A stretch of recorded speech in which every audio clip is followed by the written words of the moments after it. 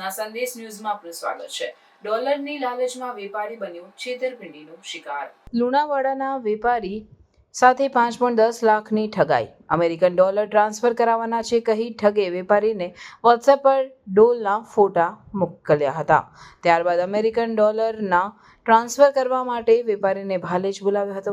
ત્યાં original dollar બતાવી વિશ્વાસમાં લઈ 2 દિવસ બાદ ભગવાનપુરા ચકલાસી બોલાવ્યા હતા. ભગવાનપુરા ચકલાસીમાં મંદિર પાટ પર 5.10 લાખ મુકાવી રાહુલના હાથમાં આપ્યા. બાદમાં પૂજારીના ભાઈ અને રાહુલ ઝઘડતા પૂજારીએ ચપ્પુ કાઢી અંદરોઅંદર ઝપાઝપી કરી હતી. આ ઉગ્ર ઝઘડો જોઈ વેપારી અને તેના મિત્ર ડરીને ત્યાંથી જીવ બચાવી જતા રહ્યા હતા. ત્યારબાદ વેપારીએ ફોન કરતા 2 દિવસમાં પૈસા આપવાનું કહી આપ્યા ન હતા. 3 મહિના બાદ પણ પૈસા પાછા ન મળતા ઠગાઈ થયાનું જણાતા ચકલાસી પોલીસ સ્ટેશને ફરિયાદ નોંધાવી. ચકલાસી પોલીસે વેપારીને ફરિયાદ લઈ રાહુલ પૂજારી અજાણ્યા મોબાઈલ ધારક વિરુદ્ધ ફરિયાદ દાખલ કરી આગળની કાર્યવાહી હાથ ધરી. રિપોર્ટર પ્રતિક ભટ્ટ, નડિયાદ. પ્રાર્થના સંદેશ ન્યૂઝની તમામ લેટેસ્ટ અપડેટ્સ માટે ચેનલને હમણાં જ લાઈક, શેર અને સબસ્ક્રાઇબ કરો.